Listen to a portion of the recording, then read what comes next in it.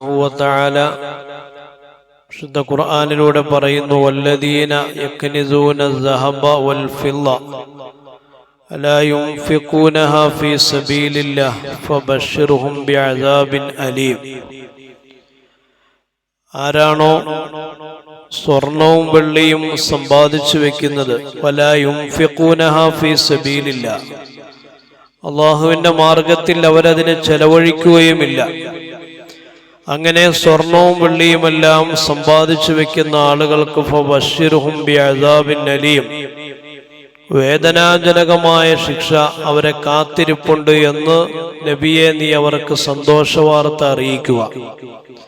ഒരു ശിക്ഷയെക്കുറിച്ച് പറയുമ്പോൾ സന്തോഷവാർത്ത അല്ലല്ലോ അത്, പക്ഷെ അവരെ പരിഹസിക്കാൻ വേണ്ടിയാണ് അല്ലാഹു തആല പറഞ്ഞത് അവർക്ക് വേദനാജനകമായ ശിക്ഷ കാത്തിരിപ്പുണ്ടെന്ന് നബിയെ സന്തോഷവാർത്തയായിട്ട് അവരോട് പറഞ്ഞോളൂ. യൗമ യുഹ്മാ അലൈഹാ ഫീ നാരി ജഹന്നം, നരകാഗ്നിയിൽ വെച്ച് അവർ സമ്പാദിച്ചെടുത്ത സ്വർണവും വെള്ളിയുമെല്ലാം അല്ലാഹു നരകത്തീയിൽ വെച്ച് ചൂടാക്കും.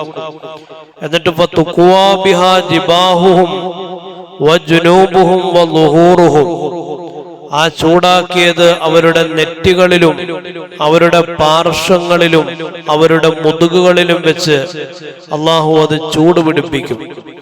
എന്നിട്ട് അവരോട് പറയും, ഹാദാ മാ കനസ്തും ലി അൻഫുസിക്കും, ദാ ഇതാണ് നിങ്ങൾക്ക് വേണ്ടി ദുനിയാവിൽ സമ്പാദിച്ചത്. ഫസൂഖൂ മാ കുൻതും തക്നിസൂൻ, നിങ്ങൾ സമ്പാദിച്ചത് നിങ്ങൾ ആസ്വദിച്ചു കൊള്ളൂ എന്നവരോട് പറയപ്പെടുകയും ചെയ്യും. അപ്പൊ ദുനിയാവിൽ വെച്ച് സമ്പാദിച്ച അള്ളാഹുവിന്റെ മാർഗത്തിൽ ചെലവഴിക്കാതെ ഇവർ സൂക്ഷിച്ചു വെച്ചിരുന്ന വെള്ളിയും സ്വർണവുമെല്ലാം നരകത്തിയിലിട്ട് ചൂടാക്കിയിട്ട് ഇവരുടെ നെറ്റിയിലും ഇവരുടെ പാർശ്വങ്ങളിലും ഇവരുടെ മുതുകുകളിലും ഇതുകൊണ്ട് അല്ലാഹു തആല ചൂടുപിടിപ്പിച്ചിട്ട് പറയും, ആസ്വദിച്ചോ, അനുഭവിച്ചോളൂ, ഇതാണ് നിങ്ങൾ സമ്പാദിച്ചത്.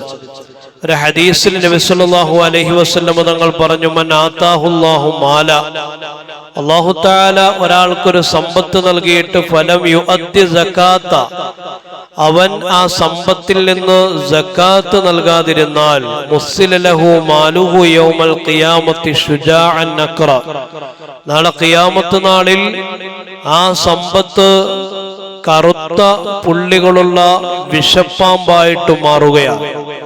ലഹു സബീബത്താൻ, ആ പാമ്പിന്, ആ കറുത്ത പാമ്പിന് പുള്ളികളുണ്ടാവും. യുതവ്വിഖുഹു യൗമൽ ഖിയാമ, ആ പാമ്പ് അവനെ കൊത്തിക്കൊണ്ടേയിരിക്കും ഖിയാമത്ത് നാൾ വരെ.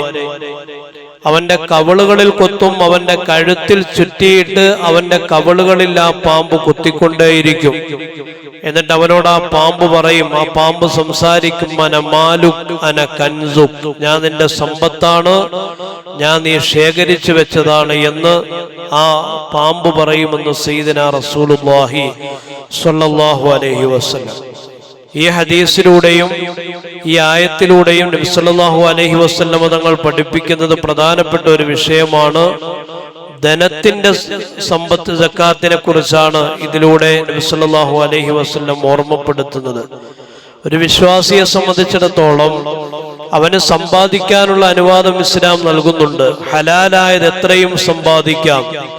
പക്ഷെ അവൻ സമ്പാദിക്കുമ്പോഴും ആ സമ്പാദ്യത്തിൽ അള്ളാഹു നിശ്ചയിച്ച ഒരു മാന്യതയുണ്ട്. അതായത് അവന്റെ സമ്പാദ്യത്തിൽ നിന്ന് ഇത്ര ശതമാനം പാവങ്ങളായ ആളുകൾക്ക് വിട്ടു നൽകണം എന്ന അള്ളാഹുവിന്റെ കൽപ്പന. ആ കൽപ്പന പാലിക്കാത്ത ആളുകളെ സംബന്ധിച്ചിടത്തോളം അവരെ കാത്തിരിക്കുന്നത് ദുനിയാവിലും ആഖിറത്തിലും അവരെ കാത്തിരിക്കുന്നത് ഗുരുതരമായ പ്രത്യാഘാതങ്ങളാണ്. നബി സല്ലല്ലാഹു അലൈഹി വസല്ലം തങ്ങൾ പറയുന്നുണ്ട്, ദുനിയാവിൽ ഒരു നാട്ടിൽ മഴ തടയപ്പെട്ടാൽ, മഴയില്ലാതായാൽ മനസ്സിലാക്കണം ആ നാട്ടിൽ സക്കാത്ത് കൊടുക്കുന്ന ആളുകൾ കുറവാണ് എന്നാണ് അതിനർത്ഥം. ഭൗതികമായ പ്രശ്നം, ഒരാൾ സക്കാത്ത് നൽകാതിരുന്നാൽ അതിന്റെ ഭൗതികമായ പ്രശ്നമാണ്. ആ നാട്ടിൽ അള്ളാഹുവിന്റെ അനുഗ്രഹങ്ങൾ തടയപ്പെടും. ഏറ്റവും വലിയ അനുഗ്രഹമാണ് മഴ. ആ മഴ തടയപ്പെടുന്നത് സക്കാത്ത് കൊടുക്കാതെ ആളുകൾ അവരുടെ സമ്പത്ത് കെട്ടിപ്പൂട്ടി വെക്കുമ്പോഴാണ് എന്ന് സയ്യിദുനാ റസൂലുള്ളാഹി സ്വല്ലല്ലാഹു